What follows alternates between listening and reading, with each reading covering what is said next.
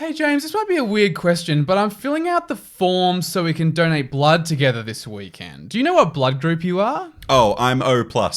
What? No, come on now, James. You're not hopeless. Donating blood is a good thing. Cheer up, man. You're so good at doing good things. Be hopeful, not hopeless. What? No, I'm O+, O positive. You asked me for my blood group. I'm O positive. Yeah, you seem chipper. What, you think you're better than me? Being oh so positive? Well, I'll tell you something. You've never really been a very good friend to me. What are you on about? You asked me what blood group I was, and now I'm suddenly not a good friend?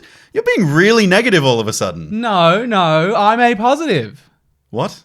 A positive. That's my blood type. I'm donating this weekend. I'm about to donate your blood type all over the living room rug in a minute.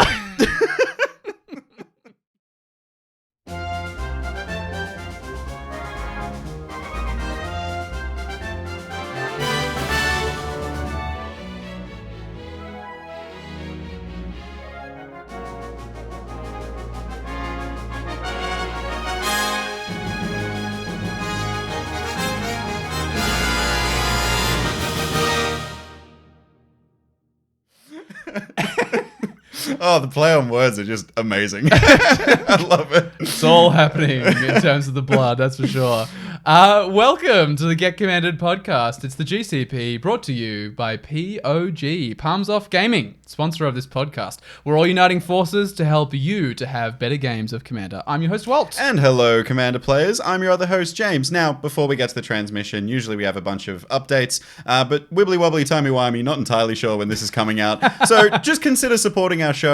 Go to the Patreon. It's patreon.com/getcommanded. It's really the best way to support the content that Walt and I make. Plus, you get a bunch of good benefits like playing with us and getting a deck makeover and access to an exclusive Discord channel and all of that cool stuff. So go check it out. Yeah, I don't know, we say it all the time, but these mics would seriously not be here if it wasn't for the patrons. So. And don't we sound amazing? It's a huge upgrade for sure. But we do have an incoming transmission, so we better get to that. It's from the deep depths of the galaxy, from the Space Commanders.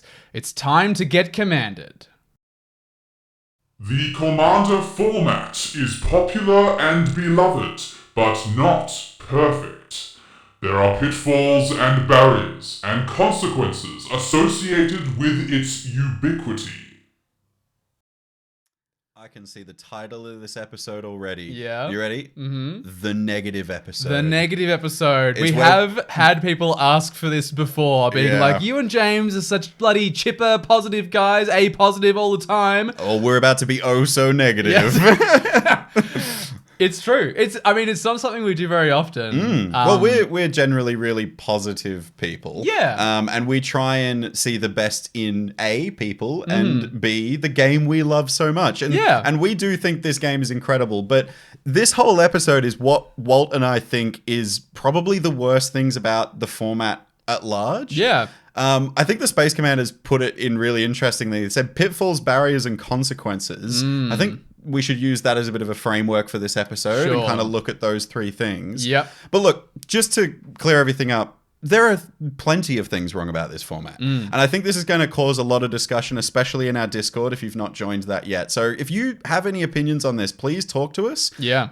But we are two positive guys. Yeah. And we're going to try, after everything, we will rip into this format. I think we're going to let loose. We've been told that we can let loose, which is great. We've been given the invitation. That's great. But we are going to try and provide some navigation tips. Yeah. We'll call them navigating the tricky bits of our format. Yeah, this is probably a pretty common one for those of you who listened to a lot of our podcasts before. But yeah, when we are negative, we try to give you like an avenue out of that negativity maybe. So yeah, let's try and do that for this episode as well. Well, all right. Like the Space Commanders said, there's like non-perfect things about the format. There are pitfalls, barriers, and consequences. Sure. So I think we can start with the pitfalls. Yeah. I think this is stuff that is bad as a result of just the format being the way that it is. Right. This is just like the fact that Commander is a multiplayer format, is a singleton format. Like Commander exists the way that it is for a reason. We love a lot of the things about that, but there are going to be downsides to those things being the way they are. Yeah, and I think the most unique thing about Commander is the fact that it's referred to as the social format. Yeah. Because this is the only format, like the Rules Committee, even Wizards of the Coast, they all refer to it as the social format of Magic the Gathering.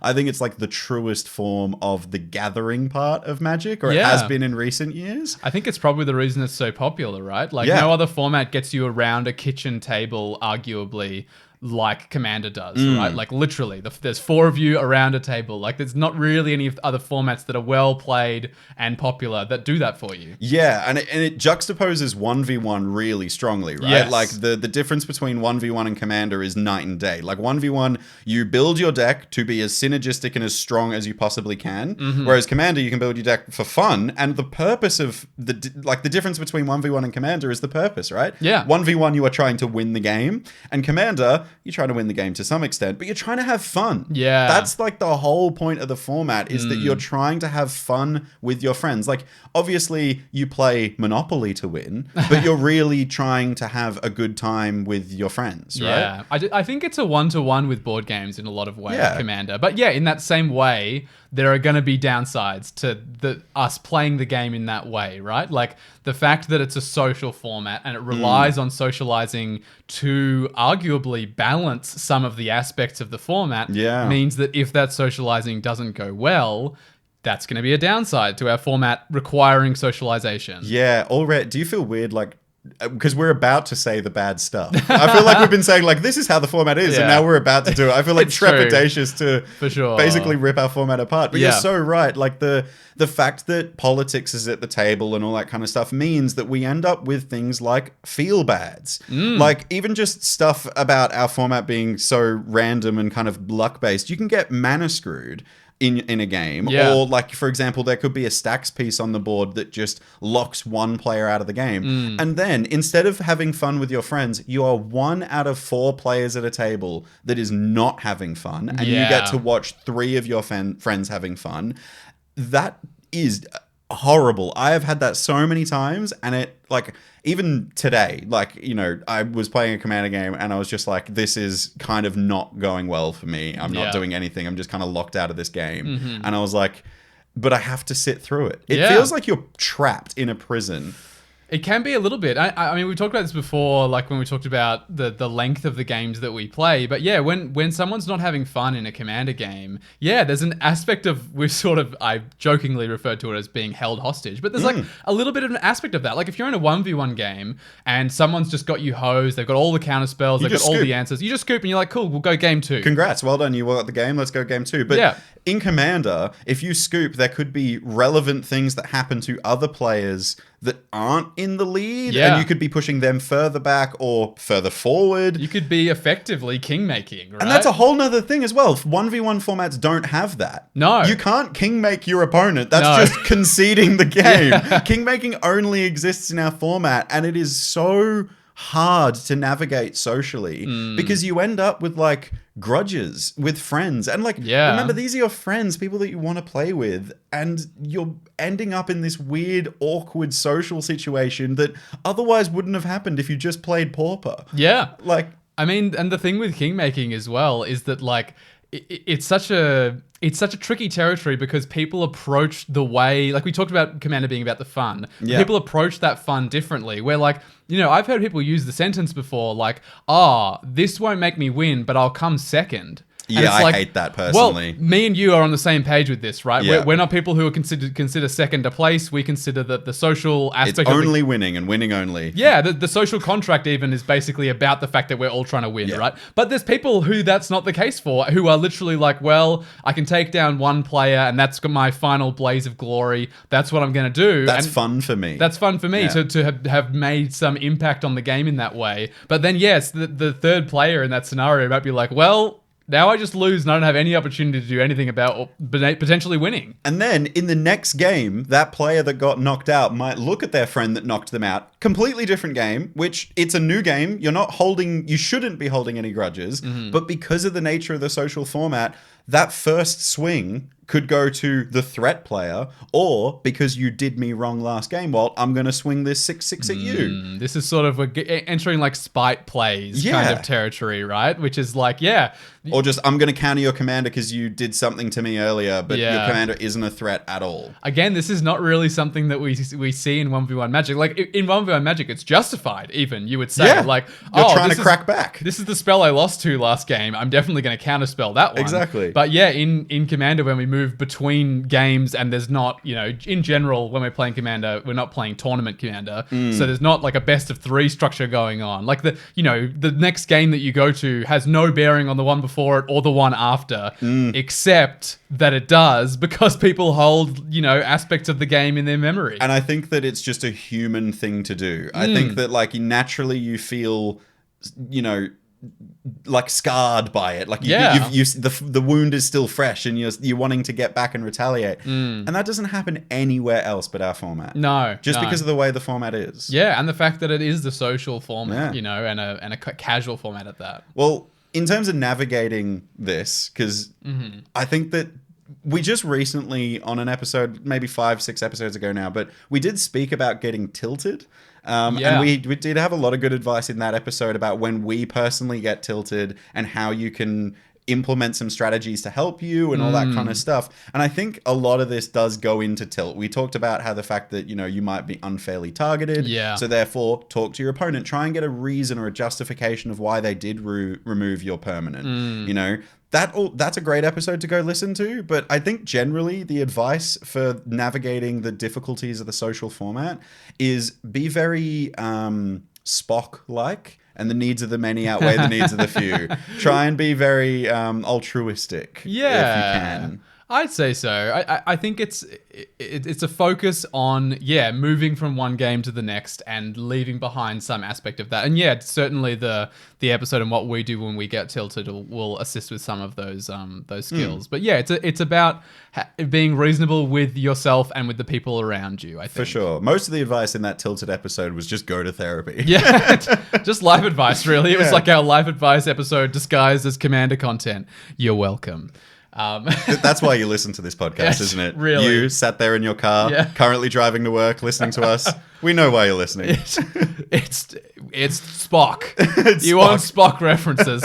We hear you loud and clear. We'll try to provide. What do you think is a problem in our format, just because of the way the format is structured and how it works? I mean, we talk about it a lot because we have such a strong emphasis on Rule 0. But the variance that you can get in power level when you literally sit down at a table with any given person, right? Any pod at a convention, at a game store, even if you go to someone's kitchen table and you never played with that play group before. Yeah, like you got +1'd by another one of your play groups. Yeah. It's very easy to find yourself in a territory that is not familiar to you in terms of the power level that you're prepared for or that you're used to. And it can go in either direction. Like I've had as many circumstances where I've sat down in a pod and gone like, I think this deck will keep up, and been blown out of the water, as I have had times where I've sat down and been like, oh, I think this like pretty preconish level deck will be adequate for this pod, and I'm playing with people who don't really buy singles. And then you look like a pub stomping? Yeah, fully. Like I fully have accidentally pub stomped in games before and been like, I'm so sorry. When you guys said this was like preconish level, I assumed a particular power level that is probably not what you guys had in mind. Yeah, I think and also I know that we have a very good Rule 0 template, and you, our wonderful listeners, we're hoping you're using that Rule 0 template. Yeah. But a lot of people still, even though it's a joke in the Magic the Gathering community with Commander players, the number scale sucks. It never works. And we've talked about why this never works is because everyone describes their deck as a 7. It's not a 7. No. It's arbitrary. Like, that's just ridiculous. Yeah. I also think the whole like fact that everything is so out of whack, like the power level variance is so different. Like you can have someone that's just bought a precon or made a deck out of their jank that they have with commons and random bulk commons, compared to a CDH tuned list.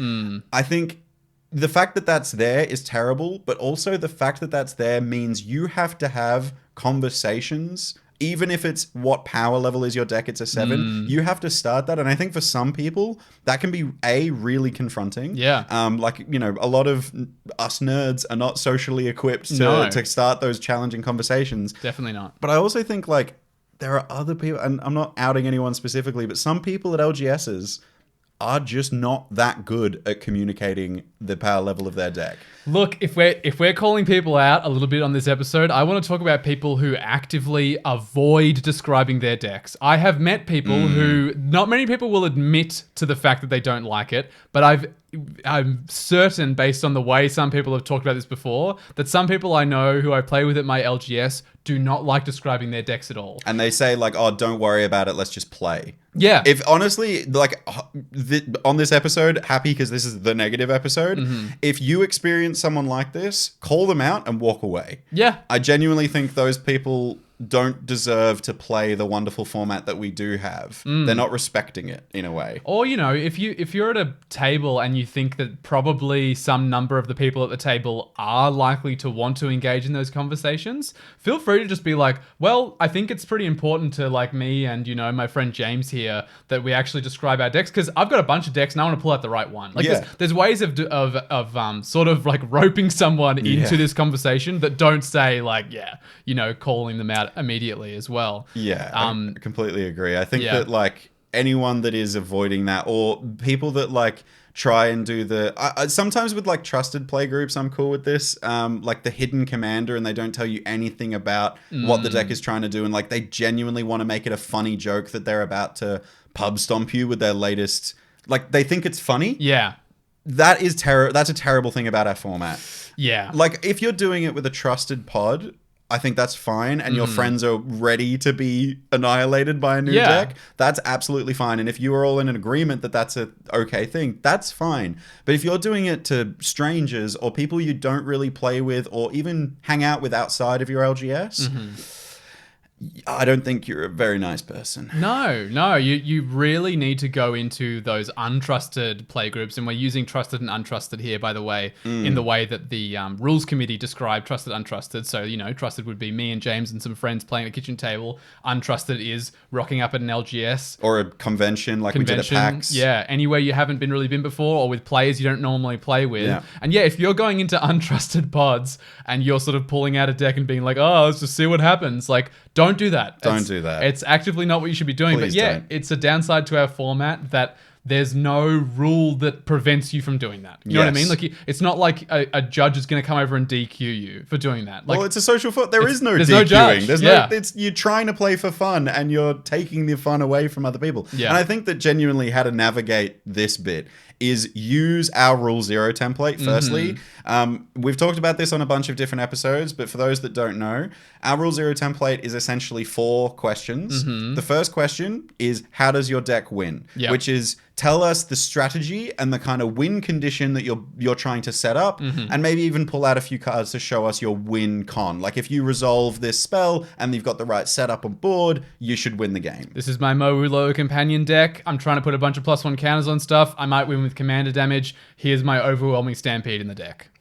Thank you for the example. Question 2 is, how consistently does your deck win? So this is more about, like, are you running good mana acceleration or tutors even, or even stuff that makes your deck hyper consistent, like redundancy for your commander or accelerants for your commander, like hyper good enhancements, like enhancers in the deck, like panharmonicon style effects. Yep. My Mowu deck has a few ways to get extra counters on stuff. It can definitely do the mono green thing of sinking a bunch of mana and just having an absolutely enormous board, but I will fold to a board wipe and I have no tutors in the deck. Nice. All right, I'm getting a better idea for where Mowu is at. And the third question is, how does it stop me from winning, your opponent? How does your deck stop your opponent from winning the game? Is it just basic removal, like targeted? Are you running a lot of board wipes over the 5 mark or under in kind of that range? Or are you running stacks effects or counter spells? My Mowu deck is just playing targeted removal. I don't have any stacks effects or anything like that. I do have this card that can destroy all the non-basic lands, but you get a basic land for every land I destroy, and it's a 7-mana sorcery that I hardly ever cast anyway. Otherwise, I'm just doing the targeted removal thing and hoping that I can beat you before you beat me. Fantastic. All right, I'm getting a good idea about your deck. The fourth question is, how much experience do you have playing Commander? Now, we've just recently kind of added this question. Yeah. Because this makes a deck perform different. If you give my Tornos deck, for example, very complicated deck, to someone that's never played it before and never played Magic before, they're not going to have a clue what to do with it. No. But if you give it to Reed Duke, who is known for like playing the control tap on tap, you know, complicated stuff, he's going to play that deck better than me. Yeah. So like, how much experience have you got playing Commander? I've been playing pretty avidly for the last 3 years. I host this podcast called Get Commanded. It's quite good. You should totally check it out. By the way, this is actually what we do in every Rules Zero conversation we have. Just mentioned Get Commanded. Get Commanded, Get Commanded, Get Commanded.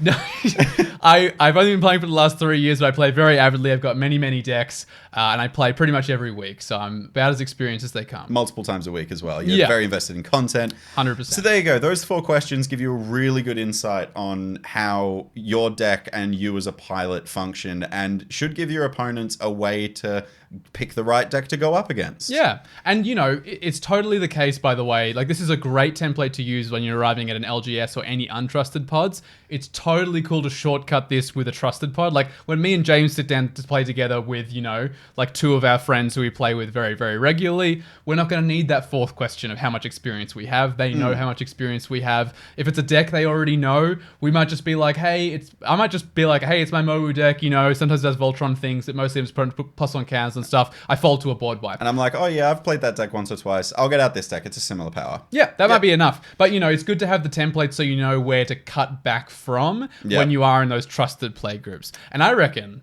speaking of trusted play groups... Yeah, I can see where you're going with this. The next pitfall of the format is probably just the play group itself. Yeah, sometimes having a play group actually kind of sucks. And having people you play with every time you play Commander can cause some things that are really bad. Yeah. For your friends, because remember, your playgroup are your friends. It's a bad thing for your friendship, but also just a bad thing for gameplay. I mean, we mentioned spite plays already. How much worse can spite plays get when you always play with the same people? Like, those spite plays might be lasting from 2 to 3 games ago. Like, when you're playing the same playgroup, sometimes one person might win like 3 games in a row. How friggin' targeted is that player going to be in game number 4 of that series? Well, like, the other 3 players are being like, well, I know you're pulling out your precon right now, but you won the last 3 games we played, James. We got to deal with you. I'm going to make sure you don't have more fun than the rest of us. Yeah, I'm blowing up your soul ring. Thank you very much. My Colony Heart expedition. We don't talk about that, okay? Walt did that once. A Colony Heart expedition. You cast a Naturalize on a Colony Heart expedition. It was mana efficient, James. I had the mana open. I had to use it right then. On a friggin'... Yeah, oh, okay. Look, Anyway. I regretted it was wrong. Haha. Well, there you go. Walt's just the bad thing about our format. James with a single bullet could fix the Commander format. Or just a good kick. But I also think that, like, playgroups have that player that pretty much always becomes arch enemy. I'm actually going to shout out, because I know that he will respect me for doing this. One of our really good friends in our playgroup, Daniel, is a phenomenal player. And when I say phenomenal player, our LGS has run store championships for every season of Standard that could possibly be held, and he has not lost one. Like, he is just the best Magic player I think I know. He is so good. For reference, like, every week he comes to Pauper and he grabs one of my decks. And he doesn't build any Pauper decks. He just, because Walt has 9 now. Yeah. So what, he just picks one at random, or you give him one? Well, we played today, for those who are keeping up, and I was like, I'm going to give Daniel my worst deck, and I'm just going to see what happens. And he bloody 3-0'd the entire day with, like, a very dated and very not meta and honestly fairly bad deck. And he 3-0'd. And he was going up against good decks and good players. It wasn't like he was just, like, going up against brand new players that were trying Pauper for the first time. He was going up against people that have also won store championships. Yeah. Like, He's just good. I play Pauper every week and like follow Pauper content creators, and he played against me, and I was playing one of my stronger decks that I've played many, many times before, and I have 3-0'd at Pauper with, and he still beat me. So like, Insane. that's how strong of a player we're talking about. And as a result of this, Daniel, at any table he sits down at, regardless of what deck he's playing in Commander, or if it's a precon, or even if he's playing blindfolded and he's not allowed to see what cards everyone else is casting, even if he's sick, like dying on his deathbed, even if that man is like, you know, I don't know, like just been shot and people are like ignoring that because he's the threat. He's at the bottom of the Yarra in a tangle of kelp. Swimming with the fishies with concrete shoes, and it's like, God damn it. We really need Daniel to deal with Daniel. But like, seriously, Daniel is so good. And like, he has had it happen to him so many times. We're just sitting down at the table. He's not even played a land yet. And he's immediately the arch enemy. That's not fair. No. Like, yes, he's a good player, and you got to be aware of that. That's why we have that fourth question in the template. But just because he's the best player doesn't mean you should target him, because he's still... Is he human? He's almost human, He's okay? almost He's human. pretty close. I'm sure he has like a part of a heart. No, like he is a human. Yeah. And the best players in your playgroup and at your LGS are human. Yeah. And if you're just targeting them because they're the best player, that must suck for them. Yeah. They must hate playing Commander with you. And they will lose like very early in a game and then watch the player who was the actual threat win and turn to you and justifiably say, what were you doing? Yeah. Look at what you did. You guys lost to this and I could have helped you out of it, or whatever. Like, well, and the other thing that can happen, I think, as a result of like a particular player or a particular deck dominating in this way in a playgroup is you can get in a bit of an arms race. Yeah. And we've spoken at length about silver bullet cards, yeah. for instance, which is, you know, when people start going like, oh, you know, Daniel's always playing these super combat-based decks. I'm going to play my Merrin deck and I'm going to loop Spore Frog every single time Daniel goes to combat. And it's like, cool, you have single-handedly dealt with that one player and now the other two players do whatever they want and that player is miserable. And also now Daniel's going to look at your Spore Frog and go, oh, Jesus, I need to deal with Spore Frog. I'm going to put a Tormod's Crypt in my deck to make sure I can deal with that. And then you're going to go, oh, now he's got Tormod's Crypt. So now you're just playing of who has a Spore Frog. Like, it's not a fun game. No. I talk about the example that I used against you a lot. I used to run a card called Stigma Lasher. Look it up, it's terrible. It has the line of text on it that if it deals damage to a player, that player can't gain life for the rest of the game. Doesn't get an emblem, or it's not like, just... That's a rule of the game now. Yeah. And I used to play it specifically against Paul Walt, my best friend, because he built an Azor the Lawbringer life gain and card draw matters deck. And I was just like, if I can stop the life gain, I stop Aetherflux Reservoir. I stop all this stuff. But did that card do anything else in my Niv Mizzet deck? This Wither creature that... No. It's not good for your deck, and it's not good for other people. This is a shit thing that happens because we have playgroups. I'd like to out myself, by the way, and say that during that same period of time, I was putting cards in my decks to deal with your Niv Mizzet Perun deck. Oh yeah, you were talking about, like, you had like cards that your creatures couldn't be dealt non-combat damage. Yeah, I had a 2-mana aura that said prevent all non-combat damage that would be dealt to creatures you control. That line of text is never relevant except against a commander that specifically deals non-combat damage, like Niv Mizzet Perun. The rest of the time, it's like, cool, I block. My creatures take regular damage like they normally would. Whoops. Yeah. But look, didn't help me. Yeah. To navigate the playgroup, because yes, we love our friends. So talk to each other like adults. This is something that Walt and I are doing so well now. I actually think we're really, really good at this. When we get tilted or when we are in these situations of arch enemy effects, we kind of talk to each other or encourage our friends to talk to each other about why were you targeting that player and all this kind of stuff. I genuinely just talking about it can just help. Like actually starting a conversation. I mean, we've talked a few times before about Rule Infinity. This was a super early episode of ours, but it's still something we engage in all the time, which is basically the anti-Rule Zero. You know, after that game happens, check in with the players in the game, especially if you can tell that someone's a bit tense or not quite enjoying themselves. Just check in and be like, okay, like, were there any cards in my deck that you didn't love to see? Were there any effects that I resolved that you didn't love so much? You know, did you feel like I described my deck well in the Rule Zero? Or did I kind of, did I maybe underestimate how strong my deck actually was? Like, all of these questions will allow someone to have the opportunity to say, oh, yeah, actually, I don't really love playing against your Mowu deck, and maybe we can just take a break from it for a little while. Yep. Totally reasonable to say and totally reasonable to do. Like, I would do that. If someone said to me, I'm getting a bit sick of dying to lethal combat damage from Mowu, I'd be like, totally fair, I'll shelve it for a while. Yep. And that's what adults do. Yeah, and also take out all your silver bullets. You don't need them. That one's easier, actually. Just go on to Moxfield now and click delete. Yeah. And actually uncheck the box that says you own the card.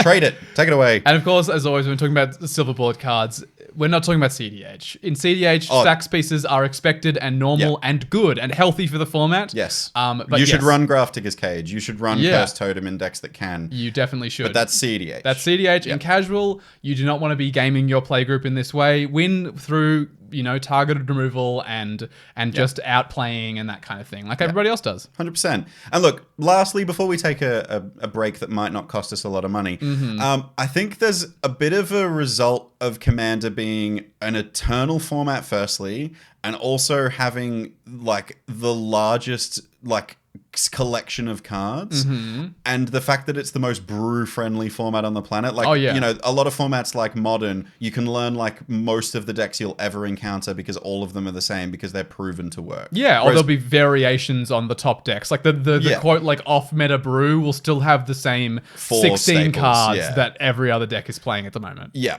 and I think that because of this, Commander gets complicated so quickly. Yeah. The learning curve of this format makes you feel like you're climbing some kind of hill that will never ever end, because they're in Commander compared to 1v1, there are 4 board states, not 2, to keep track of, so double the amount of permanents and players as well.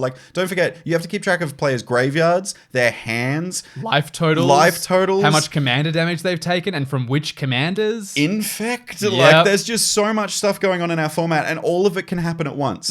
All of it. You could be playing a Doctor Who companion deck with time counters against someone playing Atraxa Super Friends, and someone else is playing Infect, so Proliferate is hyper relevant now, and someone else is casting spells from the graveyard, and you've got a little bit of graveyard interaction, so you have to be aware of their graveyard. Yeah. That's just a random average game of Commander these days. There's so much going on, let alone all the bloody mechanics that are coming out. Kicker. Everyone understands Kicker. That's cool. I like to see Kicker reprinted. But do you remember when we did that rules episode where I quizzed you on game mechanics? Yeah. Do you remember what Forecast did? Something silly in your upkeep. You're close, but you couldn't tell me exactly what it does. No. I don't really remember it either. And I wrote that episode. This is a ridiculous... cards like Limdal's Vault and Wheel of Misfortune exist. We spoke about this on Reading the Card Won't Explain the Card. This format is friggin' complicated. Yeah. It's so bad. It's true. And we spoke at length about this actually in the mental upkeep episode recently. A few episodes ago now. Yeah, but it's complicated and it's hard to keep track of, and it's a headache. And that people justifiably take breaks from Commander and go and play some regular old 60 card Magic where it's cool, I only have to know about 100 relevant cards here, not 10,000. Or they take a break and go play Call of Duty because it's point at the guy and shoot. That's the game. That's the full game. Yeah. Definitely. I think to navigate how complicated it is, though, and I don't want to come across, because a lot of people know that I'm currently studying to become a judge. Yes. I'm sure I'll make content on this, by the way. But I genuinely think it's really healthy for every Commander player to take some time to actually learn how the game works. Yeah. You don't have to go on to Judge Academy, rest in peace, and read all the stuff and watch all the lectures and all that kind of stuff to understand the full game. But at least when you call a judge over for a ruling and they explain it, at least when you get home, maybe try and really understand why the judge said it didn't work. Or at least ask the judge in person or on our Discord. Say like, hey, thanks, Ellie, for answering the question and saying like, no, that doesn't work. But why doesn't it work? I want to learn extra stuff. And to be honest, judges, and now that I'm training to be a judge, you get this great thrill of being like, oh, I get to explain to you how layer 6 works. Like, it's such a wild thing. And like, you know, power toughness effects and all this kind of stuff. Like, there's so much detail in our game that is like, can be answered yes or no. Like you're saying, can I run one of the new Doctor Who companions with a shape-shifting commander, like a shapeshifter? And then a judge might go, nope, you can't. Why? It's because your Doctor's companion can only be paired with a Time Lord Doctor. Not every creature type, it specifically has to be Time Lord Doctor. And only Time Lord Doctor. Yep. Yeah. That was something that I just recently learned. So like, what I would advise is maybe checking out some content. I've actually put a link in the show notes for this one for a YouTube channel called Keeping It Casual. This guy's really great. He makes like short skits on YouTube and on TikTok and on Reels. I've seen him on TikTok before. Yeah, he's great. Super cool. And he explains it like with an example in game. So like he makes like a scenario where he's playing a game with himself and it's the version of himself that doesn't understand asks the question and the judge version of himself answers the question. It's very really entertaining. Good content. Really good content and a really good way of learning stuff because it doesn't feel like you're being preached to, which can sometimes be the case with rules, which is totally like not the fault necessarily of the person saying it, but just the fact that it's so complicated. It's hard to not be a bit like, oh my God, please stop talking. But Keeping It Casual is really good at walking that line, I would say. I think there's a lot of content. Yeah. I mean, even the episode we did a little while ago, Reading the Card, Won't Explain the Card, we did a pretty good deep dive on just like this phases and steps of the turn. We did do that, didn't we? Replacement effects versus triggered abilities. Like just understanding even just those two. If you understand the phases of the turn, triggered abilities versus replacement effects, you can figure out so many problems with the game very, very easily. I'd arguably learn that replacement effects are, once you understand how replacement effects work, you get so many rules. You don't get as many rules wrong. Yeah. And you understand the interactions so much better. I agree.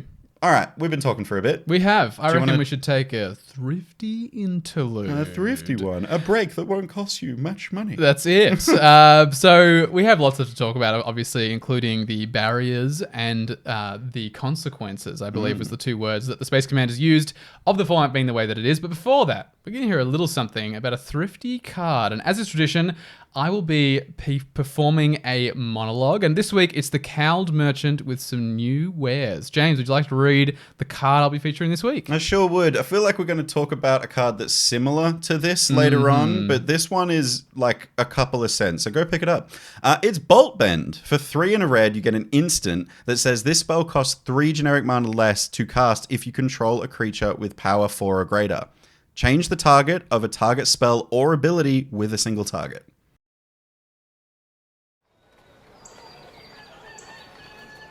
Ever wish electricity was a bit more bendy? Tired of your boring straight vanilla lightning? That sounds like an excellent flavour of gelato. And want to try some power that could go anywhere? Introducing the risk of your imminent electrocution. Never feel safe and secure ever again. Looking around thinking, every object is a hazard. I never realised how much metal I wear and I am fearing for my life.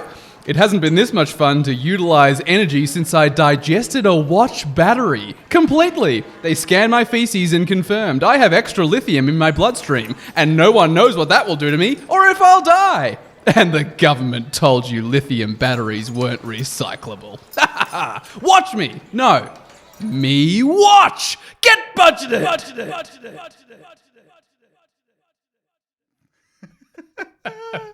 I can really see the Cowled Merchant like on the street corner peddling this, and he's just like holding a box of lithium batteries, just being like, anyone want one? He also could be pointing to a deflecting SWAT on the wall and being like $50, and this then is being what like, you want. Bolt Bend, well, $1. I mean, I know we're going to talk about this later, but yeah, deflecting SWAT, free spell that's pushing the format, right? This. Oh, just great replacement. It's true. This is incredible. If your commander has 4 power, it's an auto-include, straight up. I genuinely used to run this in my CEDH list for Niv Mizzet before Deflecting SWAT came out. Wow. When Deflecting Spot came out, it was just an obvious upgrade, but it was good enough in a Niv Mizzet Perun CDH list for me to run it. Because basically, if you just have Niv Mizzet on field and someone casts removal, because let's be real, Niv is important to remove. A lightning rod, yeah. Yeah, but never feel safe again. Bolt bend that shit away. Bolt bend, it's going somewhere else. Yeah, no, for sure. That's great. Well, you can check out these as they're written in text form over on the Greensboro Commander Community Discord server every Thursday in the Thrifty Thursdays channel. And you can see us bring some of those to life in video form over on TikTok at Get Commanded. But let's get back to the topic at hand. We went into the pitfalls of the format. The barriers to the format, I think, was the next thing we wanted to go into based on what the Space Commanders said. Yeah, I think that the barriers of the format is like the barrier to entry. Like it's like this is kind of a wall that's stopping more people joining the format. Yeah, you know what I mean? I think for sure. And it's also things that are just generally bad while you're trying to start. Like, you could push through and be persistent and get into the format, but you're going to have a pretty shit time because of these things. They're barriers, right? Like you can get through them, but you have to like penetrate them. You know, they have to be moved through in order to get to where you need to get to. Can't go around the wall, can't go over it, can't go under it. Gotta go through it. Gotta go through it. It's true. We were discussing earlier about how complicated the game is. That's a big one. And I think as a barrier to entry, this is a huge one. Like we did say that like even experienced players have so much to keep track of. Trying to teach a new player how to keep on top of Commander is just a terrible way to introduce them to Commander. Yeah. I think just as a general thing for this section, if you're trying to get a friend into Commander, maybe heed these warnings a little bit. Yeah. And if you've been sent this episode because you're trying to get into Commander, maybe follow the advice of how to navigate this. Because, like I explained before, 4 board states, 4 players, 4 graveyards, 4 sets of hands, 4 exile zones, 4, there might be 2 Douthie Voidwalkers on field. You know how that works? Oh, gosh. 2 Notion Thieves. That's fun. Yeah, good luck with that. Yep. Look, I think if we're, this is our negative episode after all, I'm going to go ahead and say I don't think Commander is the format for new players. Nope, I agree. Magic. I don't think it's a good way to learn how to play Magic. I think I was lucky enough that when I came into Commander, I'd already played a fair bit of Magic full stop already. Yeah. I had that going for me because I think that's the best way to play Commander is once you have a grasp of just how the game itself works. I think it's still going to be complicated, but you can learn, but you can't. I don't think it's you can't start with Commander. No, and I think it's probably, I've heard a lot of people say it's bad for the game itself that Standard is not as popular as it used to be. Well, I started with Standard. That's where I got my start in Magic. I started just before Throne of Eldraine. Yep. And then I walked into Throne of Eldraine and then Standard fell apart and I was like, wow, this format's absolutely terrible. Yeah. What else is there? Oh, this Commander thing was pretty neat. And that's how I got into Commander. Yeah, I mean, look, I think arguably Standard may be limited, like Draft. Yep. Those are probably like pre-releases. The 2. Yeah, pre-releases. Like anything that really constrains the card pool is probably a better way to get into Magic. Yeah. And honestly, maybe that's we just jumped straight ahead to how to navigate out of the complication of the format and how we get new players into it in the first place. I think don't start them with Commander. I think start them on Arena. I actually agree with you here. I know the Arena client is not the best client, full stop, but the tutorial for teaching on Arena is amazing. Yeah. And the fact that experienced players get shitty because they have to go through the tutorial and they already know all the rules, that's totally fair. But if you're a new player, that tutorial is done so well, explaining how mana values work, how power toughness works when blocking. Tapping, untapping. All of that stuff. It does a great, great job. I would also say, when you're at your LGS, go ask for starter decks. Yeah. These are free decks with mechanics that are incredibly simple. I think the only mechanics really are flying, reach, defender, haste. That's trample. Probably, there's trample. Yeah, probably trample, yeah. And vigilance. There is a vigilance in there, I think. There's definitely a vigilance. But like 6 core fundamental keywords that'll come up all the time. There's a, what do they call them? Evergreen, right? Evergreen, yeah. So will these be are printed mechanics, in every set. Yeah, likely to be, Yeah, I think that these starter decks are incredible to teach people how to play. Like, we actually taught one of your friends a while ago at PAX with these starter decks. Yeah. And it was a great experience. It was really simple. You had a 30-card deck, had just like 1 bomb rare, and everything else was kind of like, do what you can. Yeah, spend all your mana, see what you can do with it. Yeah. Like there's like still decision trees of, you know, should you remove something? Should you focus on damage? But if anything, that taught you more about the game. Like the decks we played against each other were white and red. And the guy I was very teaching, different decks, polar opposites. the guy I was teaching was playing red, and so a couple of times he was like, "Wait, so either I can like try to attack you now, or I can like deal damage to your blocker and then attack after that." And I was like, "Yeah, that's what red like. That's the decision tree that red goes through. Like, do I remove stuff now? Do I deal damage to people's face? Like, what's the best bang for my buck here? And I got to kill people quickly as well." And then you got to experience the whole white gaining life thing. Yeah, that was a tough sell. I remember you resolved like a 5-mana 2/2 flyer that gained you 4 life on ETB or something. And I was like, I'm so sorry, man. This is a rough matchup for you. Yeah, I think Arena and the starter decks are great. Yes. Also, generally, is a bit of a more social bit of advice. Avoid anyone that says, you'll learn it as you go. Just jump into a game and learn Commander as you go. If anyone's Commander's trying to not teach you that format, I don't think. No, and they're going to have a terrible time. Yeah. They're going to be, and also probably the pod is going to have a terrible time. Yeah. Like new players, love them to bits, but they don't understand how Commander works. And that game that we're playing is probably going to be an hour long because we have to explain every card about 9 times. That's nothing against new players, but they need it. Yeah. That game's going to go for 8 hours. Yeah. And like, that's not an understatement. No, and it's not going to be fun for anybody in that game. Yeah, definitely. I think the other thing, another barrier to the format is probably like, especially with Commander, building a deck for the first time is a pretty...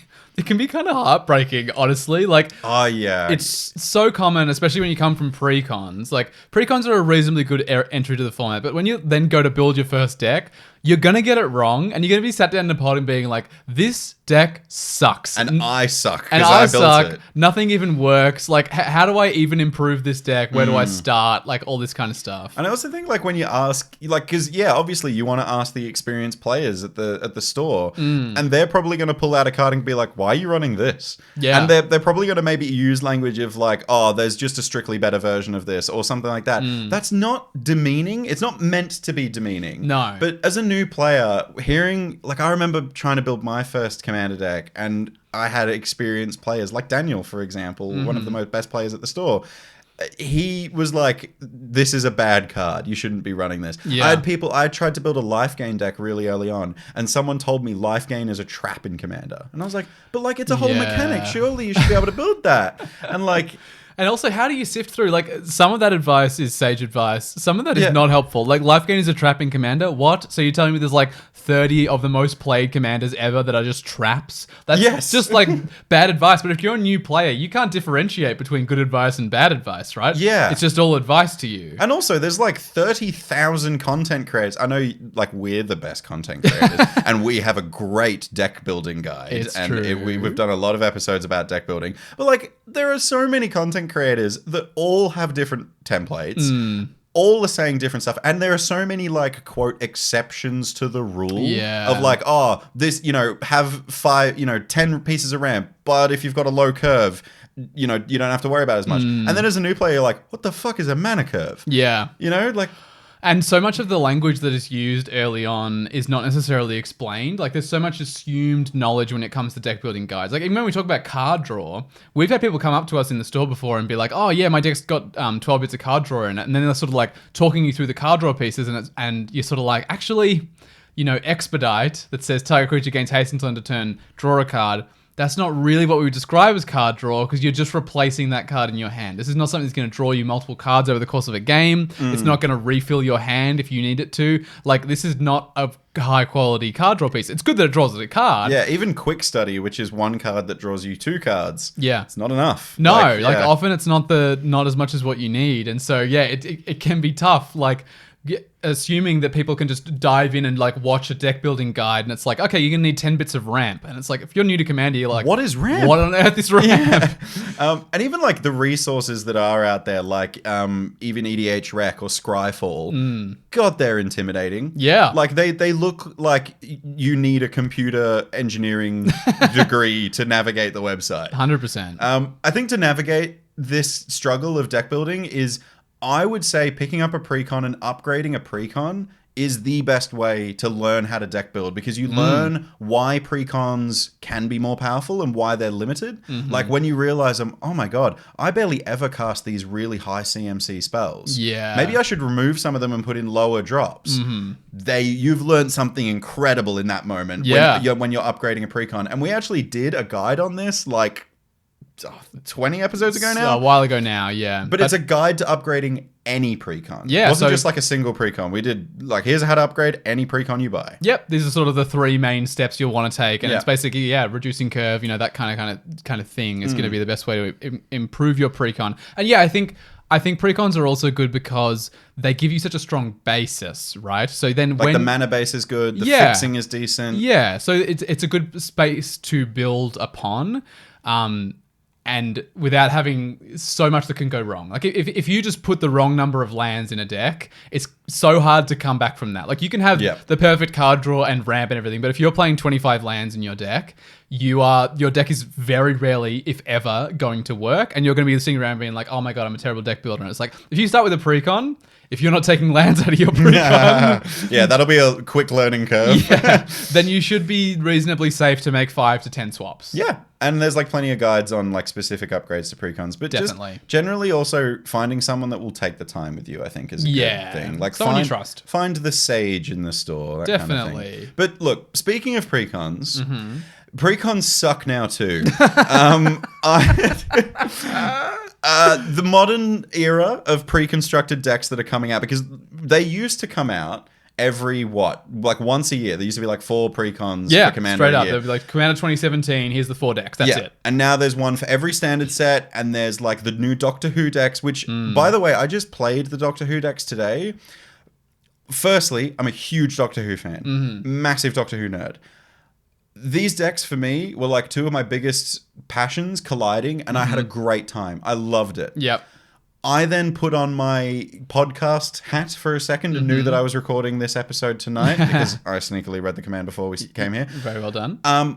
For a new player, being like, oh, I'm a real big Doctor Who fan. I want to get into Magic now because there's Commander decks. I will show you a photo. I think I sent it to you actually. You while sent me a photo of your board state. It was ridiculous. Yeah. Like there were so many things going on, and every Doctor Who card is like a legendary creature that does like a million things. Yeah. There's a reason I think that they now have specifically starter precon decks, and it's because every other precon they make is complicated. There are so many different mechanics that are not mechanics they would print in standard very frequently because they're hard to keep track of. Well, usually even like if with the new standard set, they'll print like the feature mechanic from that set. But just the one. Just the one. Like backup, for example, will be like the feature of this precon. Which is hard enough to understand already. But yeah, like when you're talking about some of the precon decks, especially Doctor Who, having looked through the set list myself, there's like there's the villainous choice mechanic. Which is kind of like voting for will of the council, but it's not. But there's vanishing as well. There's time counters. Suspending stuff with time counters. Well, vanishing also puts time counters on stuff. So then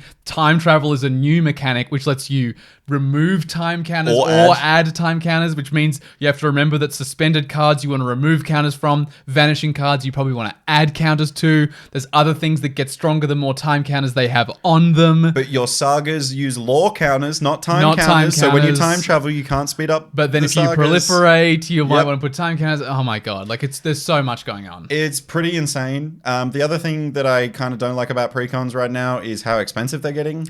Oh, the Commander Masters precons? Ridiculous. Gosh, I was in the store today and I was like looking, we had to do paw prizes and I was just looking at the Commander precon sort of shelf They're there. like over 100 now, right? There's like I think the Sliver precon is like $170. $170. Something absurd like that. This is Australian dollars, by the way, and it might not be the same where you are, but this is Holy also hell. a separate problem with MSRP, but we won't go into that right now. But yeah, the price of some of these precons that are quote like premium products, even though they don't call them premium products, we know they're premium products because of like the quality of the cards in them. They've got like slightly more value than a regular precon and they're twice the price. And it's like, this doesn't add up. And remember, this is Wizards trying to be like, oh, let's make a product that will get players into Commander. Yeah. I'm sorry, a Sliver deck to get into Commander? Yeah. Why would you ever? And also know. a Sliver deck that contains an alternate Commander where things that aren't slivers are also slivers. Like, that's just not something that's starter friendly. The precon, the starter commander decks though, big fan of those. Yeah. I actually think they're great. They're priced reasonably. Yeah. They're simple mechanics and they are very fun. Like they have a theme, and the color theory comes out in those decks really strongly.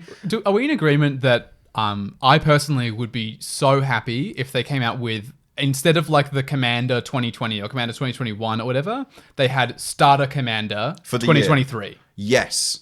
I would be so happy if every year we got new starter commander decks, and then it would mean the shelves were always stocked with decks that, like, when someone comes into the store and it's like, I want to try playing commander, you could be like, cool, there are these decks from this year, last year's decks are fine, even the year before that is fine. I would be so happy to see that. I would love that.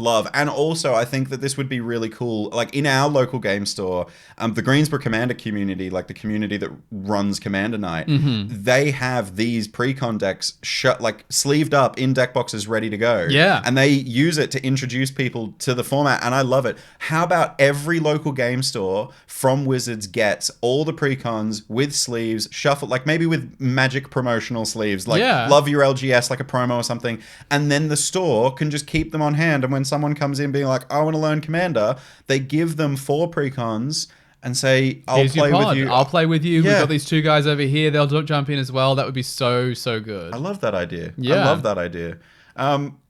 In regards to like walking into an LGS though, for a new player, that is terrifying. I know we spoke about it before a little bit, but specifically with the lens of a new player, I think even just going into a Discord server, which is a common place to meet Commander players because a lot of people play on Spell Table, it's daunting. It's really, really scary. It's a very masculine, white male dominated area. If you're neurodivergent or queer or a person of color, or even just like femme presenting in any way, it's a really big barrier where you know that you could enter spaces where someone might mansplain something to you. That will be very common. That would be super common. But even just like weird comments or people getting overly excited about you getting into the thing that they like and then telling you all about it. Like, all of these things are just like difficult social interactions to navigate, I guess is how I would describe it. And so like the idea of entering a space like that is a scary one. You don't know, like, our local game store is super queer friendly and super femme person like friendly. We actually have like probably the most queer store in the world, in the best possible way, in the best way, because like everyone feels so comfortable. And like I actually love the fact that we have had people in our community at our LGS come out to the community of Commander players as gay or trans before their parents, before their friends. Like, so that's how safe the spaces can be. But if you don't know that, all game stores look the same to you from the outside, right? Like you don't know that you're walking into that store necessarily. I guess I would say the way to navigate this probably is to really try and find that safe local game store. I think especially if you have a regular play group of people who do know you and know your identity and know the way that you move through the world, they will understand which stores are probably the ones for you. Maybe that's a good way to like vet which store you're going to go to. Is like, hey, I'm thinking of going to a store to play Commander. Like, which one do you guys tend to go to that's most friendly to people like us? You know? I completely agree. And also, like, talk to the staff at the store first. Like, trying to go in and talking to people that are sitting down playing a game, that's really scary, but the staff are there to help you. And the staff know the regulars in the store as well. Lean on them. Shout out to the staff members at all LGSs. You guys are the true MVPs. Like, genuinely. 100%. And if you're playing in Melbourne, by the way, please join our Discord server. We regularly organize games for people playing either out at Greensboro, where the Greensboro Commander community is located, but also at plenty of games in the city. And even if you're not going to one of those 2 stores, there's enough collective knowledge in our Discord server across the moderator team, the admin, and all that kind of stuff, that if you said, like, I live in this area of Melbourne, I want to find a game store, here's kind of what kind of games I'm looking for, someone will know, 100%. For sure. And even if you're not in Melbourne, even if you're in Brisbane, or even if you're in California, or even if you're in London, join the server. It's not just for our local community. We have Spell Table. Spell Table games are a great way to play with people who are like, what the games are going to be like with Spell Table. And I really enjoy playing with people around the world on Spell Table. Absolutely. It's the best thing about it, really. For sure. All right. I reckon we can move into the consequences Right. of the format of Commander now. So this is what the Space Commanders were saying about the format's ubiquity. The consequence, so the fact that Commander is ubiquitous, right? It's played all the time. It's the most popular format. We know that about Commander now. The consequences of it occupying that spot. This is what we're talking about now, right? What has happened as a result of this being the best format? Sure. I think obviously the place to start here is the product overload that we're experiencing. Big time. And like the made for Commander products. We'll go into that a little bit, but like I think like everything is legal in our format. Yeah. Everything. And Wizards know that. So why make 2-3 standard sets a year when we can make 5? And why not release 1 special Masters product a year when we can release 2? And what about a secret lair drop with this and this and this? What about there's Doctor Who precon and all this kind of stuff? And like, how the hell do you A, keep up with the spoilers, B, keep your deck up to date, and how the hell do you afford it all? Yeah. I have just recently booked a trip to, actually by the time this episode comes out, I might actually be over there. Yeah, Wibbly sure. wobbly, timey-wimey. But I am going to, or currently in, England. Mm-hmm. Getting to England is very, very expensive. Yep. Going around and traveling around England is also very expensive, going up to Scotland and all that kind of stuff. Mm-hmm. I did a little bit of math. Yeah, I probably have spent less on the accommodation. It's going to shock you. I've probably spent less on the accommodation for my trip to England. Granted, I'm staying with a lot of family and friends while I'm there, but I've probably spent less on my accommodation than my Niv Mizzet Perun deck costs. Wow. I mean, doesn't shock me that much, mostly because I know what your Niv Mizzet Perun deck costs. And the fact your that box field has this really nice feature at the bottom. price tag it's got of a little it. price tag at the bottom. But like, it's ridiculously expensive to play Commander. And like, no one is going to be a Commander player. Like, correct me if I'm wrong if you exist and you're out there. But if you're a Commander player that's like, I have 1 Commander deck, that's it. Yep. That's all I'm going to build. You are rare, my friend. I'm never going to put any upgrades in this, and I'm not going to build another one. A diamond in the rough. And boy, is it rough. It must be rough for you. I actually saw someone online who had a single Commander deck Really? the other day. Yeah, it was very strange. I was like, do you play in the same place all the time? And they were like, no. And I was like, okay, this deck looks super powerful. Do you ever have a problem with that? And he was like, no. And I was like, you're a liar. There is no way. They were like, I travel a lot for work, so I play in different game stores all the time. And I was like, you are a liar. You are having problems in the stores you go to. It's just that you play one game and leave, and the other 3 people in that pod are reeling from what just happened And to then probably them. like, I don't know, did you see where he came from? I've never Where's seen that guy guy's before. car? I'm going to key it right now. Sorry. It's a negative episode, man. It brings it out of me. We've been heated. It's getting warm in this room. Look, I think to navigate the tricky thing of all of the product overload, because we spoke about it in an episode a long time ago now with a friend of ours, Cooper Stubbs. The only guest on the podcast so far. Yeah, so far. That was the burnout episode, though. Yes. Yeah. And that was a lot about product burnout in particular, because that was something that Cooper was struggling with. It's something I was struggling with I'm at the time of the struggling with it, episode. yeah. I think it's a pretty much perpetual state for most Commander players these days. And we go into that like in detail that you don't have to buy into the spoiler season. You don't have to. Well, actually, we have definitive proof now that you don't need to keep your decks up to date with the latest stuff. No, the Great Freeze, I did not edit any of my decks for 3 months. Yep. And shocker, none of them went out of date. Well, also, we did a further experiment because Stubbsy, the guest on that episode that famously at the time stopped playing Commander, is now playing Commander again. Yeah. And he's back and he's like really enjoying the format again. Like he's playing both casual and CEDH. He's really invested in upgrading his decks again. Yeah. But for a while, he kind of just dipped his toe back in the water. Yeah. And all of his decks were like, what, 2 years? 2 years or 1 year without maybe editing? about 18 months, I reckon, Yeah. without a single upgrade, yeah. And he won a Yeah. lot. Like, The decks were great. they were great and they were really cool and they looked thematic and looked fun. Yeah. Like, you don't need to buy into everything. And if you've read Walt's articles about Tinkerers versus Architects, maybe try the Architect lifestyle. Yeah, Maybe just try and do the Great Freeze like Walt did. Don't edit your decks. See if you can survive. I mean, look, more than anything, focus on playing Commander. That was the gist of all of those pieces of content. Yeah. The Architects versus Tinkerers article, the Burnout episode, all of it was basically saying all of these things are sort of cunning corporate distractions from the fact that the game of Magic is the game of Magic. Yeah. It doesn't matter which cards you play with. It's the people you play with and it's the way you play them. For sure. And yes, you don't need to be up to date on everything. And speaking of the corporate world that we inhabit there. Kind of alluded to this a second ago. Yeah. A further problem with the format being the way it is, and specifically in terms of products, is the strength of the products that come out. Yeah. So, yeah, made for Commander cards in particular, there's 2 to 3 of them per year, really, that are kind of like, quote, must includes index. We're talking about color staples. Yeah, like Dockside Extortionist, for instance. Like, if you are playing for pure power, that is an absolute red staple in 90% of Commander games. The fact that they printed free spells if you control your commander, like Deflecting SWAT and Fierce Guardianship, even Obscuring Haze. Like, I know it's cheaper, but it's still really good. It's a great Magic card. But, like, the fact that they printed this and everyone was like, wow, these are breaking the format, and then Wizards reprinted them in a Commander Legend set that's a product that's made for Commander players, marketed to Commander players. I am going to call this profiteering.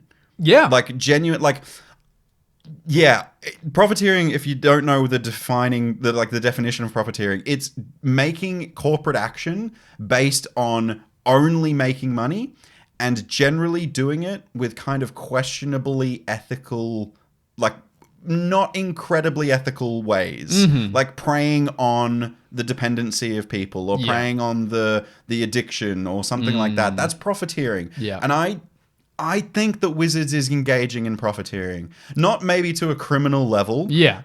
They're just making products, and their parent company Hasbro is wanting them to move that line up the mark, and they're doing a great job of that. But like, they are making products that are marketed to Commander players even when you know that they shouldn't be. Like, for example, with like standard sets that come out, you can look at those standard sets and go, wow, this card is terrible in 60 card limited or, or a draft environment, but holy hell, is it a Commander staple or a bomb? Oh yeah. Lotho Corrupted Sheriff from the Lord of the Rings thing. Whenever a player cast their second spell each turn, I think you like lose a life and make a treasure token. That's for a 2 CDH mana. staple now. CDH staple. That card is terrible in 60 card Magic. Yes. It's losing you life and getting you 1 mana out of it. I mean, look, maybe there's a deck out there that plays it. I'm not up to date on standard right now, but that is certainly geared towards Commander, more so than 60 card Magic. And even the fact that they're making Commander precons with unique cards that aren't in the main set and aren't legal in standard. Oh yeah. But are legal in Commander. Like, they're... You mentioned the Doctor Who precons. The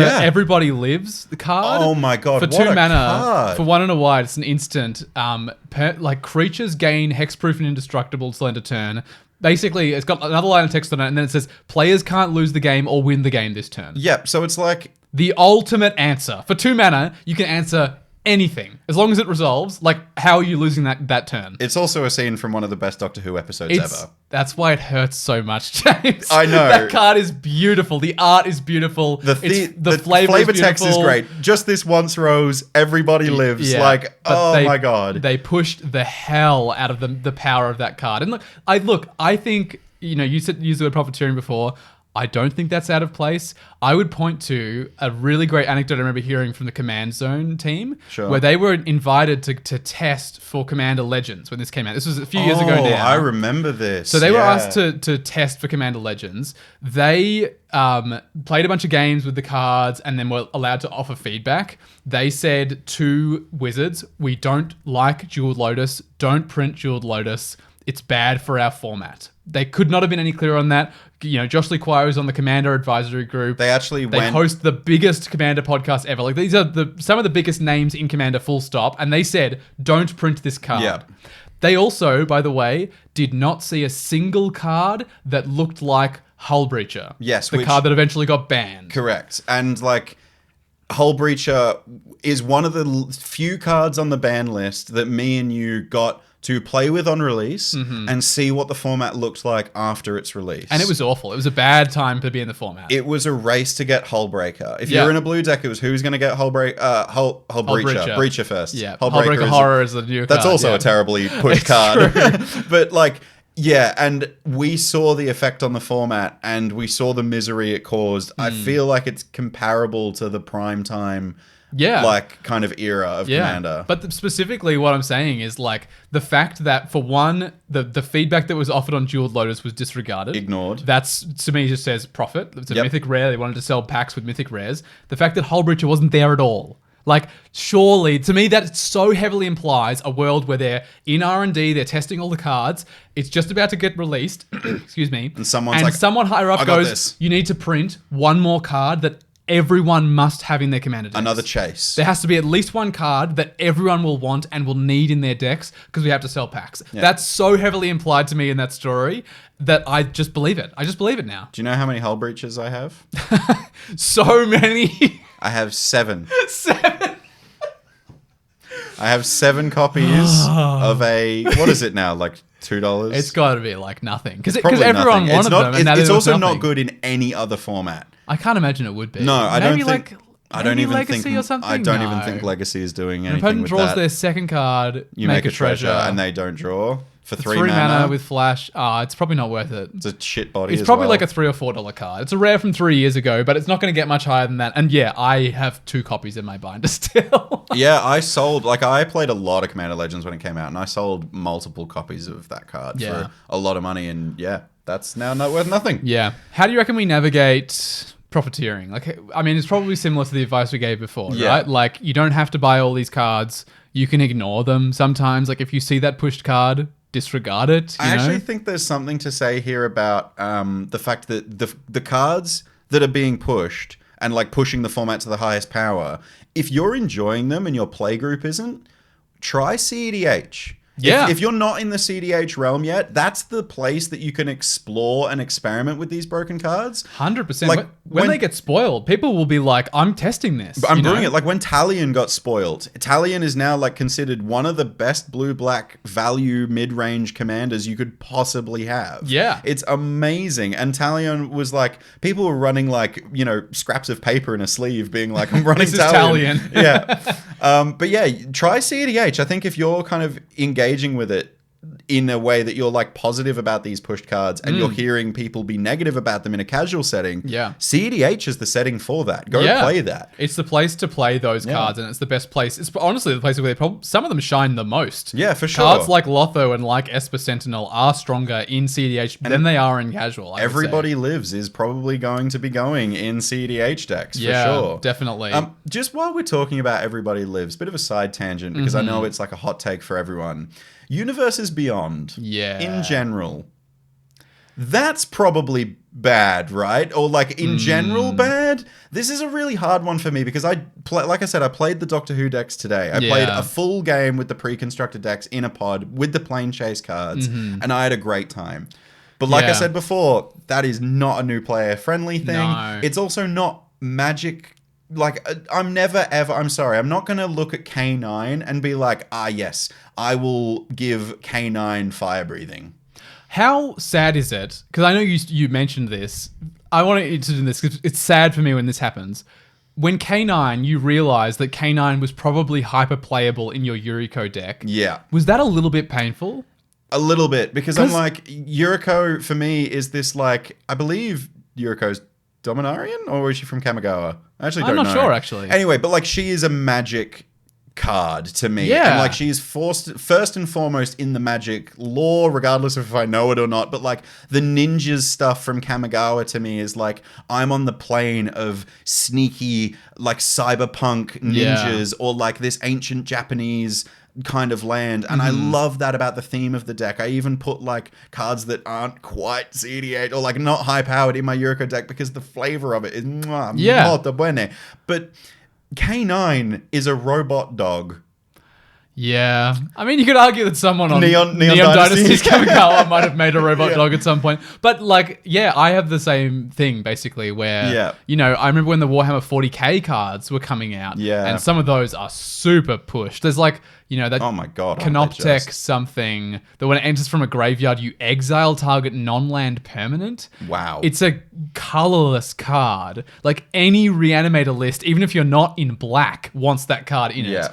It is a little bit painful to me when they have Universes Beyond cards that are strictly better versions of Yeah. effects, because it's like I actually feel as though the flavor experience of my deck is being, like you say, it's being Affected, yeah. it's being diluted a little bit by the presence of these cards that don't quite fit. Well- You know, there's arguments to be made. Like if Warhammer 40k fits with the decks that you build and you love the Warhammer 40k universe, you feel like it slots into Magic the Gathering really well. Like it could be a plane of Magic. Yeah, you can 100% play them, but I do think that there is some amount of detriment that happens when these cards are strictly better versions of effects. I think it's fine Yeah. when they're reskins. I'm totally I fine with the actually reskins. love that. I love the Like the fact that they- Godzilla was the first that they did it for, right? The Yes. Godzilla Ikoria set. But they've also now done it for all the Stranger Things characters from that yeah, they secret finally lair. printed all those as actual Yeah. cards. They haven't done that for Walking Dead because they said they wouldn't. But every other set is getting the same thing where they did it. Oh for, no, they have now. Have they? They have. They've made the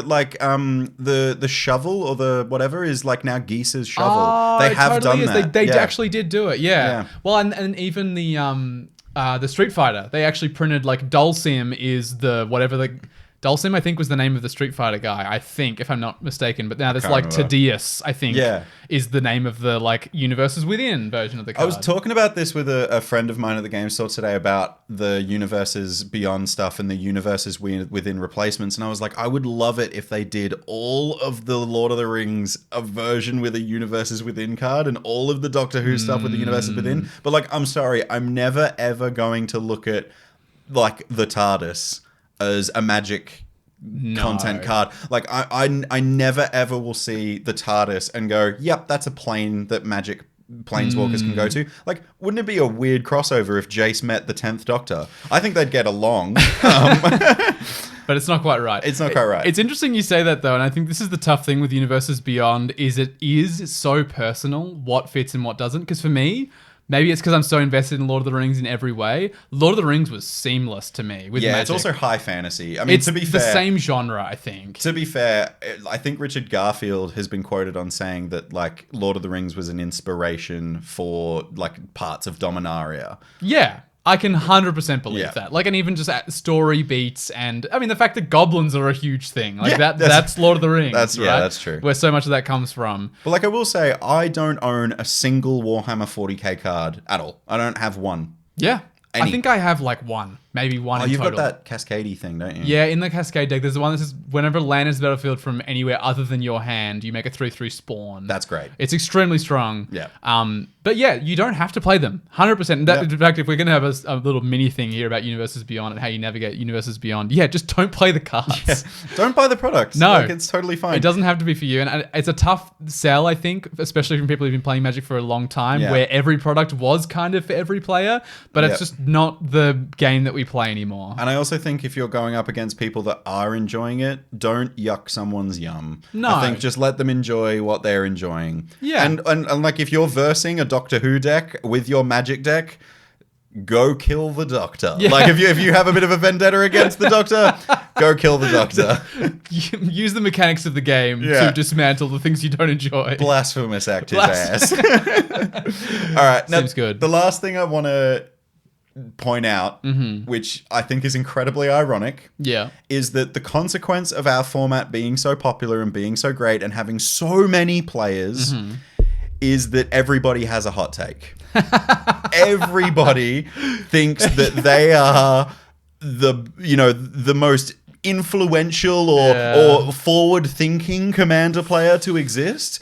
And I know we just spent nearly an hour and a half talking about our hot takes, yeah. but everyone has it. Yeah. Everyone does. And even people without a podcast have them. And yeah, Yeah. I think it'll be up to you to decide what your path looks like, right? yes. And I think that's how to navigate it, is just like, don't listen. I think the big thing for me is, especially with the hot takes that are so negative, and I know this episode is it's called the negative episode, sure, but we really tried to give you tools in this episode to navigate the negative stuff. Yeah. And if you can avoid listening to, quote, the haters, just do that. Yep. Enjoy the game for what it is. 100%.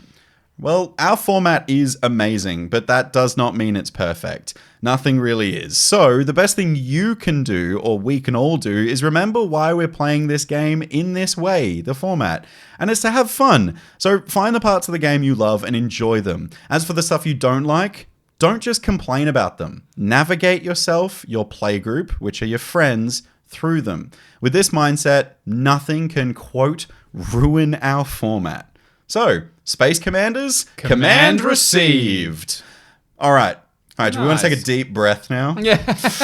Ooh, that's better. Much better. To the listeners, do you feel commanded? What do you think about our format as a whole? Do you think it's healthy? Do you think there's some bad things about it? What do you think? Yeah, speaking of everyone having a hot take, let's hear your hot takes. You can get in touch with us a bunch of different ways. You can follow us on Twitter, Instagram, or Threads. We're at GetCommanded on all platforms. You can send us an email, or, as we mentioned a couple times this episode, you can join the Greensboro Commander Community Discord server. You can chat with us, other members of our playgroup. You can ask your judge questions. You can play over spell tables. There's basically an option for absolutely everybody in there. And it's the absolute best way to hang out with us. For sure. And if you can, please leave us a review on whatever platform you're listening to us on. Spotify, Apple Podcast. I think Google Podcast is gone now, so I think they're dead. But yeah, also tell your friends about us. We're growing. We're doing some incredible stuff, and we're going to have an incredible 2024. I just know it. So get on the Get Commanded bandwagon early. Yep, 100%.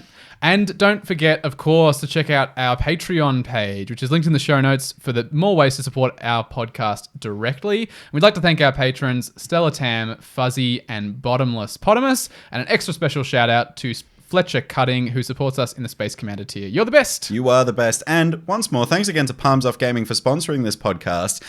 Palms Off Gaming is an incredible Australian local-based company that make really nice sleeves, really cool deck boxes, the best binders, in my opinion. They're so good. Really nice. And if you would like to check them out, you can go to palmsoffgaming.com.au /#GetCommanded, or use the discount code COMMANDED10 to receive a huge, very generous 10% off your whole purchase, and you're going to support our content at the same time. So thanks, palmsoff.com.au /#GetCommanded. Yep, you got to get that / and that hashtag in there, but you get that 10% discount. It'll be great. And yeah, I'm looking forward to 2024 with Palms Off Gaming, because they've got some new sleeves on the horizon, which is really cool, and some potentially more content to be made with them. I know that Jack and Darcy, both the owners, are Magic novices, and we're going to do our best to introduce them to the world of Commander. Yeah, I hope we get to work with them some more, for sure. Well, looking forward to it. I reckon that's just about all the magic-related stuff we have time for. So I reckon we should planeswalk out of here. Planeswalk away. Into something not magic-related. I think it's your turn from memory. Yeah. Well, okay.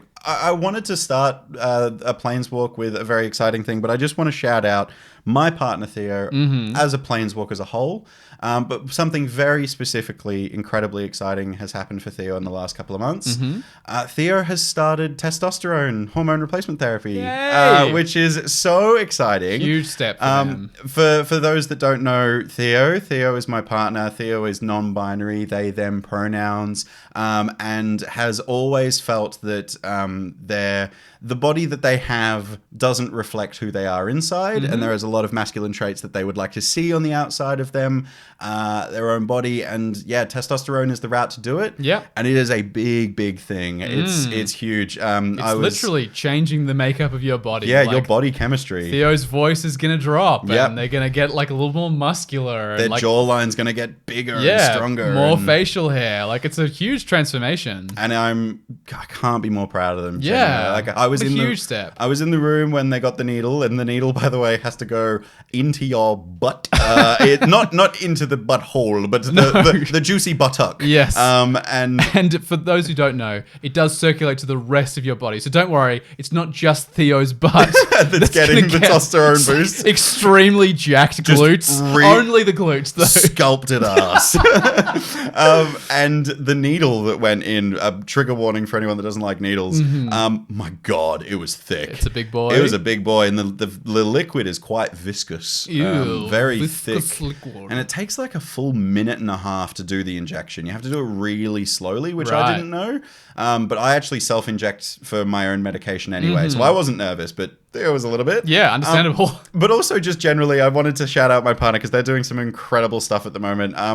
They did the art for this podcast. And all the like branding elements that Get Commanded have, like the little icons, the logo, the text, the Everything you see on the sprites. stream even. Yep, all of that stuff is made by Theo, and they're incredible. And they've just recently applied for an actual artist job with a clothing company to do design clothes, basically. Wow. It's really amazing. And I sat with them the other night doing like, well, they did it all. I was just kind of looking over their shoulder going, wow, you're so incredible, of their portfolio. So they now have like a professional portfolio together. Oh, great. So if you want to check out Theo's stuff, as always, they are linked in our show notes. Yes. It's at Dustbin Raccoon. On Instagram specifically, yeah. And I'm pretty sure they're probably going to create an email at Dustbin Raccoon of some description because they're getting really serious about it.